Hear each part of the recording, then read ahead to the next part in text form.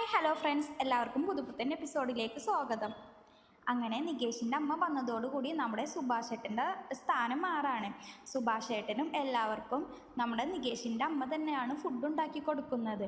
അങ്ങനെ ഇരിക്കെ നമ്മുടെ നിധി നികേഷിൻ്റെ അമ്മയോട് ചോദിക്കുകയാണ്, അച്ഛൻ എന്താ നിങ്ങളോട് സംസാരിക്കാത്തത്? അച്ഛൻ എന്താ നിങ്ങളെ കാണുമ്പോൾ തന്നെ ദേഷ്യത്തോടു കൂടി പെരുമാറുന്നതും ഒക്കെ ചോദിക്കുക. അപ്പോൾ നികേഷിൻ്റെ അമ്മ വേറൊരു കല്യാണം കഴിച്ചത് അറിയുന്ന നിധി ചോദിക്കുന്നുണ്ട്, നിങ്ങൾ വേറെ കല്യാണം കഴിച്ചത് കൊണ്ടാണോ അച്ഛൻ ഇങ്ങനെ പെരുമാറുന്നതെന്ന്. അപ്പോൾ നികേഷിൻ്റെ അമ്മ പറയാണ്, എൻ്റെ മകനെ ഞാൻ പിന്നെ അയാളുടെ അടുത്താക്കി പോകുമ്പോൾ അയാൾക്ക് ദേഷ്യം വരില്ല എന്ന്.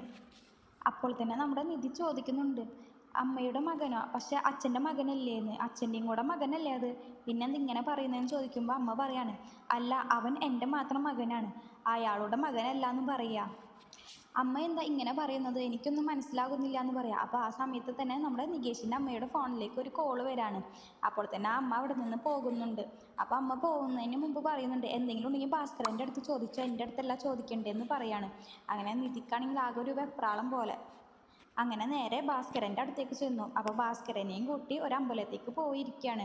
എന്നിട്ട് അവിടെ നിന്ന് നമ്മുടെ ഭാസ്കരൻ്റെ അടുത്ത് നിധി ചോദിക്കുകയാണ്, അമ്മ ഇങ്ങനെ പറഞ്ഞു എന്നൊക്കെ പറയാം. നിധി അമ്മയുടെ മാത്രം മകനാണ്, അച്ഛൻ്റെ മകനല്ല എന്ന് പറയാം. അപ്പോൾ എന്താണ് ശരിക്കും എന്നൊക്കെ ചോദിക്കുന്നുണ്ട്. അപ്പോൾ ആദ്യം ഭാസ്കരൻ ഒന്നും പറയാതെ നിൽക്കാം. അപ്പോൾ പിന്നെയും നമ്മുടെ നിധി ഇങ്ങനെ ചോദിച്ചുകൊണ്ടേ ഇരിക്കുന്നുണ്ട്. അങ്ങനെ ഭാസ്കരൻ സത്യം പറയുന്നുണ്ട്, അവൻ എൻ്റെ മകനല്ല, അത് അവളുടെ മാത്രം മകനാണ്.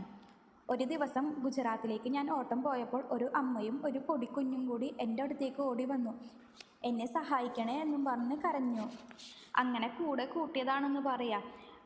പിന്നീട് ഒരു ദിവസം അതായത് അവളുടെ ഭർത്താവ് തിരിച്ചു വന്നു. അവളെ കൊണ്ടുപോകണമെന്നും പറഞ്ഞു. അങ്ങനെ അവളെ നിർബന്ധിച്ച് പിടിച്ചു വലിച്ച് കൊണ്ടുപോയെന്ന് പറയുന്നുണ്ട് നമ്മുടെ ഭാസ്കരൻ. നിങ്ങൾക്ക് ഈ വീഡിയോ ഇഷ്ടപ്പെടുകയാണെങ്കിൽ ലൈക്ക് ആൻഡ് ഷെയർ ചെയ്യുക, കൂടെ സബ്സ്ക്രൈബും ചെയ്യുക. Thank you.